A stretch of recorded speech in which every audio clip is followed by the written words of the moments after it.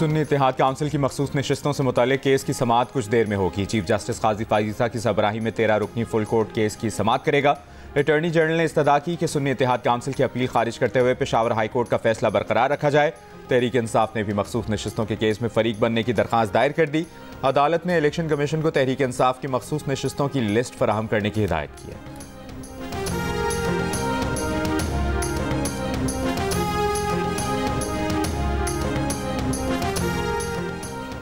इद्दत case में बानी PTI और बुशरा बीबी की सजा मुअत्तली की दरख्वास्त पर फैसला आज सुनाए जाने का इम्कान। इस्लामाबाद के एडिशनल सेशन जज अफजल मजोका सजा मुअत्तली की दरख्वास्तों पर दिन 3 बजे फैसला सुनाएंगे।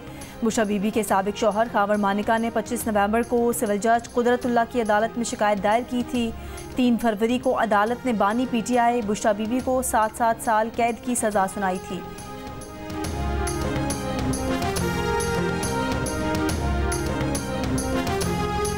जनूबी अफ्रीका ने वर्ल्ड T20 सेमीफाइनल में अफगानिस्तान को 9 विकेटों से शिकस्त देकर पहली मरतबा वर्ल्ड कप के फाइनल के लिए क्वालिफाई कर लिया। अफगानिस्तान की बैटिंग लाइन बुरी तरह फ्लॉप, जीत के लिए 57 रन का मुख्तसर हदफ दिया। ओपनर रहमतुल्लाह गुरबाज, मोहम्मद नबी और नूर अहमद 0 पर आउट हुए। पूरी टीम में सिर्फ एक खिलाड़ी अजमतुल्लाह 10 रन बनाकर डबल फिगर में दाखिल हुए। जनूबी अफ्रीका के जैनसन और तब्रेज शम्सी की तबाहकुन बॉलिंग 3-3 विकेटें हासिल की। दूसरा सेमीफाइनल आज भारत और इंग्लैंड के दरमियान शाम 7:30 बजे खेला जाएगा।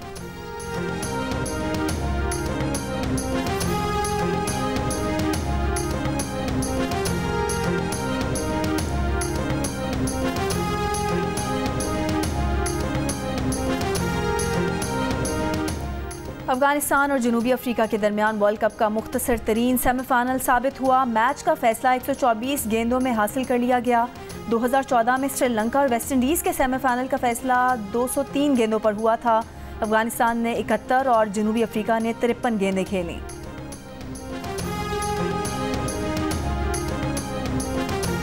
महकमा मौसमियात की शिमाल मशरकी पंजाब, बालाई खैबर पख्तूनख्वा, खित्ता पोटोहार, इस्लामाबाद, कश्मीर और गिलगित बल्तिस्तान में आंधी और गरज चमक के साथ बारिश की पेशगोई। कराची के मज़ाफ़ात और दीगर चंद मकामात पर दोपहर या शाम में बारिश का इम्कान। बारिश के बाइस सूई बलूचिस्तान में हादसात, 2 अफराद जाँ बहक, 20 ज़ख्मी हो गए। बुध को मुल्क में सबसे ज़्यादा दर्जा हरारत जैकबाबाद और सिब्बी में 48 डिग्री सेंटीग्रेड रिकॉर्ड किया गया।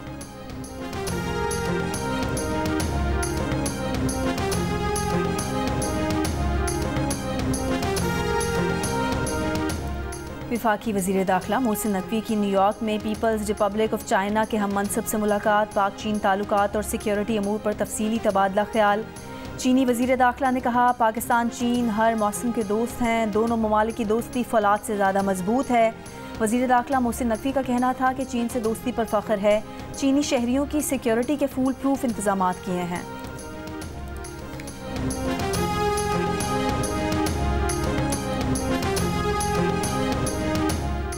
पीटीआई का कोई ओवरसीज चैप्टर नहीं। पीटीआई खुद अमेरिका का ओवरसीज चैप्टर है। अमेरिका को कोई हक हासिल नहीं कि पाकिस्तान के मामलात में दखल अंदाजी करे।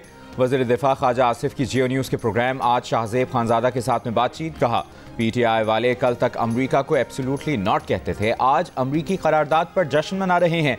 इनकी वजह से खतरे की घंटी बज रही है कि सब कुछ लपेट न दिया जाए।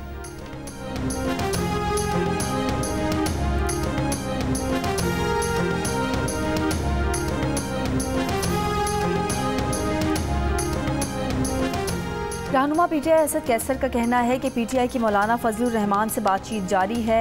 इस वक्त अज़्म इस्तेहकाम ऑपरेशन से मुतालिक अपने मौक़िफ़ को आगे लेकर चल रहे हैं। पार्लियामेंट के अंदर और बाहर भी मुश्तरका लाहे अमल बनाएंगे।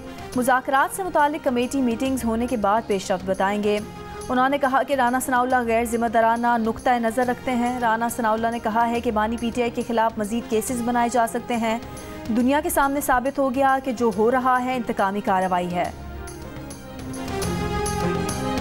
अवामी मुस्लिम लीग के सरबराह शेख रशीद अहमद कहते हैं, कश्मीर के बाद खैबर पख्तूनख्वा और बलूचिस्तान के हालात ख़राब हो रहे हैं। अमरीकी कांग्रेस के 368 अरकान ने करारदाद मंजूर की कि ये फॉर्म 47 के मेंबर नहीं। उन्होंने कहा, अगले महीने के आखिर तक नवाज शरीफ भी अपना बयानिया बदल देंगे। हुकूमत सिर्फ अपने केस ख़त्म करने आई है, ये बानी पीटीआई को अभी बाहर आने नहीं देंगे।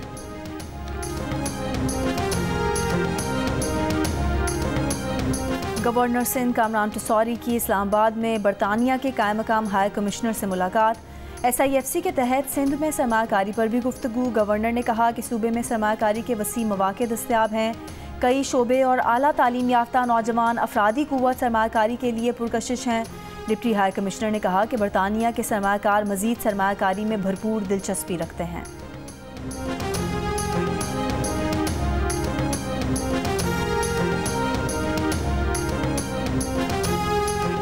पाकिस्तान स्टॉक एक्सचेंज में कारोबार का मुस्बत रुझान। 100 इंडेक्स 472 पॉइंट्स इजाफे से 78,748 है।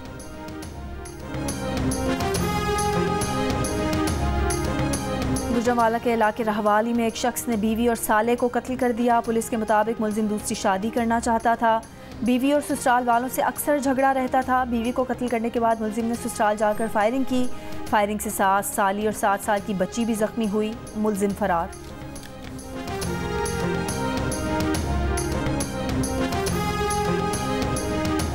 बोलीविया में फौजी बगावत की कोशिश अवाम ने नाकाम बना दी। बगावत के इल्ज़ाम में एक फौजी जनरल गिरफ्तार। गैर मुल्की मीडिया के मुताबिक फ़ौज ने सदारती महल, मुतअद्दिद सरकारी इमारतों और दारुल हुकूमत में सेंट्रल स्क्वायर पर कब्जा किया।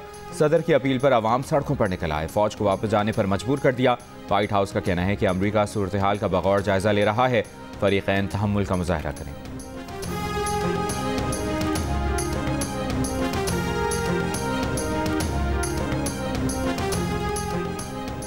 ईरान में मरहूम सदर इब्राहिम रईसी के जानशीन का इंतखाब। ईरानी अवाम कल नए सदर के लिए वोट डालेंगे। शूरा निगहबान ने सिर्फ 6 उम्मीदवारों के नामों की मंजूरी दी है। ईरान के सदारती इंतखाब में कोई खातून उम्मीदवार नहीं है।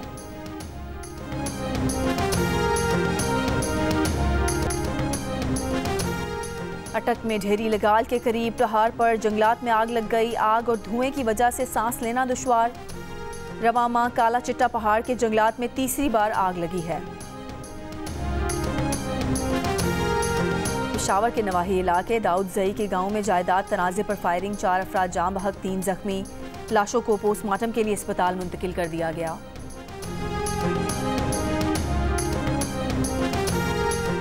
मकबूजा कश्मीर में काबिज भारतीय फोर्सेस की रियासती दहशतगर्दी जारी। मुहासरे की आड़ में 3 कश्मीरी नौजवान शहीद कर दिए गए।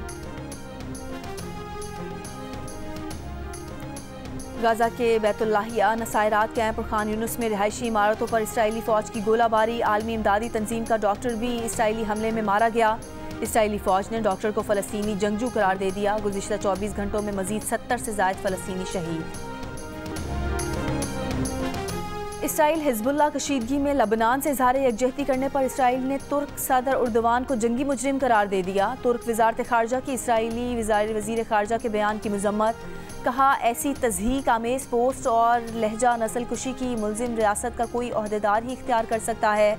सदर उर्दवान ने कहा था कि गाज़ा को जलाने वाले इसराइल की नज़रें अब लबनान पर हैं। इसराइल का हिज़्बुल्लाह से तनाज़ा बढ़ाना बड़ी तबाही का सबब बनेगा।